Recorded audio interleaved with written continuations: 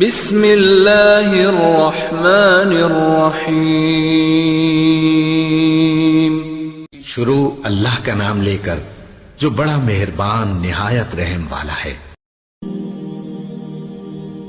Islamic sky کے معزز دوستو، میں ہوں سعد بٹ اور آپ تمام دیکھنے اور سننے والوں کو السلام علیکم۔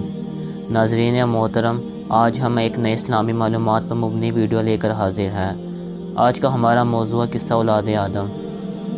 کس طرح اللہ تعالیٰ نے آدم کی اولاد کو زمین میں تقسیم کیا اور یہ تقسیم کب، کیسے اور کس طرح سر انجام ہوئی۔ اللہ تعالیٰ نے حضرت آدم اور حوا کو کثیر اولاد عطا فرمائی۔ ایک قصے کو اللہ تعالیٰ سورۃ النساء میں بیان کرتے ہوئے فرماتا، اے لوگو، اپنے پروردگار سے ڈرو جس نے تم کو ایک جان سے پیدا کیا اور اسی سے اس کا جوڑا بنایا، پھر ان دونوں سے کثرت سے مرد و عورت پیدا کر کے روئے زمین پر پھیلا دیے۔ اور جب تمہارے پروردگار نے بنی آدم سے یعنی ان کے پیٹوں سے ان کی اولاد نکالی تو ان سے خود ان کے مقابلے میں اقرار کر لیا، یعنی ان سے پوچھا کہ کیا میں تمہارا پروردگار نہیں ہوں؟ وہ کہنے لگے کیوں نہیں، ہم گواہی دیتے ہیں کہ تو ہمارا پروردگار ہے۔ حضرت عمر بن خطاب سے مذکورہ آیات کے متعلق پوچھا گیا تو انہوں نے فرمایا، میری موجودگی میں رسول اللہ صلی اللہ علیہ وسلم سے اس کے متعلق سوال کیا گیا تو آپ نے فرمایا، اللہ نے آدم کو پیدا فرمایا، پھر ان کی پشت پر اپنا دایاں ہاتھ پھیرا اور ان کی اولاد نکالی اور فرمایا، میں نے انہیں جنت کے لیے پیدا کیا اور یہ جنتیوں والے عمل کریں گے۔ پھر ان کی پشت پر دوبارہ ہاتھ پھیرا اور مزید اولاد ظاہر فرمائی اور ارشاد فرمایا، میں نے انہیں جہنم کے لیے پیدا کیا اور یہ جہنمیوں والے عمل کریں گے۔ ایک آدمی نے کہا، اللہ کے رسول صلی اللہ علیہ وسلم، تب عمل کس کام کے لیے؟ اللہ کے رسول نے فرمایا، جب اللہ کسی بندے کو جنت کے لیے پیدا فرماتا تو اسے جنتیوں والے عمل کی توفیق دیتا اور وہ شخص ان کی وجہ سے جنت میں داخل ہو جاتا، اور جب کسی بندے کو جہنم کے لیے پیدا کرتا تو اسے جہنمیوں والے عمل میں مشغول کر دیتا اور وہ شخص ان کی وجہ سے جہنم میں داخل ہو جاتا۔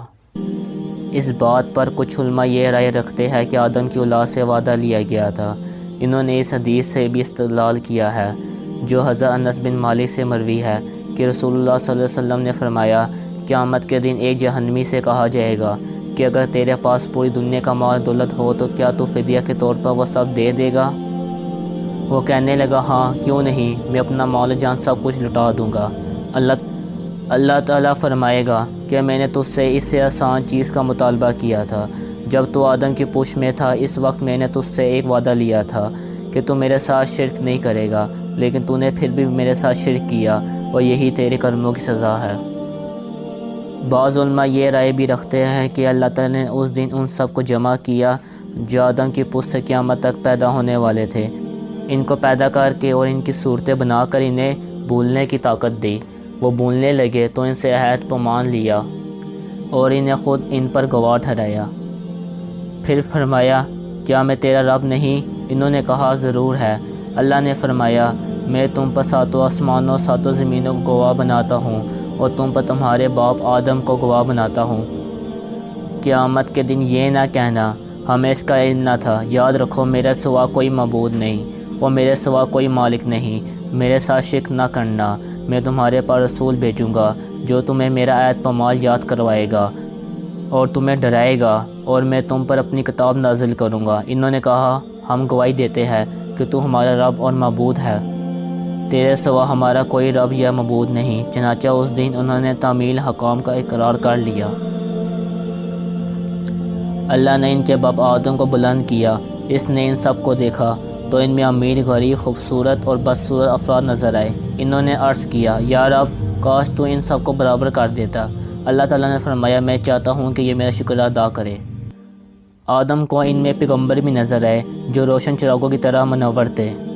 اور پھر اللہ تعالیٰ اس قصے کو سورۃ الاحزاب میں بیان کرتے ہوئے فرماتا، اور جب ہم نے پیغمبروں سے عہد لیا اور تم سے، نوح سے، ابراہیم سے، موسیٰ اور مریم کے بیٹے عیسیٰ سے اور تمام پیغمبروں سے عہد لیا۔ ابو ہریرہ رضی اللہ تعالیٰ عنہ سے روایت ہے، رسول اللہ صلی اللہ علیہ وسلم نے فرمایا، جب اللہ تعالیٰ نے آدم کا پیدا فرمایا تو آپ کی پشت پر ہاتھ پھیرا، تب قیامت تک آنے والی ہر جان آپ کی پشت سے ظاہر ہو گئی۔ اللہ نے ہر ایک کی آنکھوں کے درمیان نور کی ایک چمک رکھ دی، پھر انہیں آدم کو دکھایا۔ آدم نے کہا، یا رب، یہ کون ہے؟ اللہ تعالیٰ نے فرمایا، یہ تیری اولاد ہے، کو ان میں ایک آدمی نظر آیا جس کے پیشانی کی چمک آپ کو بہت اچھی لگی۔ فرمایا یا رب یہ کون ہے؟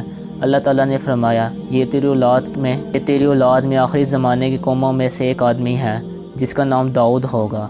فرمایا یا رب تو نے اس کی عمر کتنی مقرر کی؟ اللہ نے فرمایا 60 سال۔ آدم نے فرمایا یا رب اسے میری عمر میں سے 40 سال عطا فرما دے۔ جب آدم کی عمر مکمل ہوئی تو موت کا فرشتہ آ گیا۔ انہوں نے فرمایا کیا میری عمر میں سے 40 سال باقی نہیں؟ اس نے کہا کیا وہ آپ نے اپنے بیٹے داؤد کو نہیں دے دیے؟ آپ نے انکار کیا تو آپ کی اولاد میں بھی انکار کی عادت رہی۔ آدم علیہ السلام بھول گئے اس لیے آپ کی اولاد بھی بھولنے والی ہوئی۔ آدم سے غلطی ہوئی اس لیے آپ کی اولاد بھی غلطیاں کرنے والی بن گئی۔ زمین پر بچھایا۔ معزز ناظرین، اس طرح اللہ تعالیٰ نے آدم کی اولاد کو روئے زمین پر پھیلایا، اور جو خوبی اور خامیاں حضرت آدم میں تھی آج وہی خوبی اور خامیاں آج کے انسان میں پائی جاتی ہے۔ امید ہے آپ سب کو یہ ویڈیو اچھا لگا ہوگا۔ اب میں ملوں گا آپ سے ایسے ہی نئی ویڈیو میں، تب تک کے لیے آپ اپنا خیال رکھیے۔ خدا حافظ۔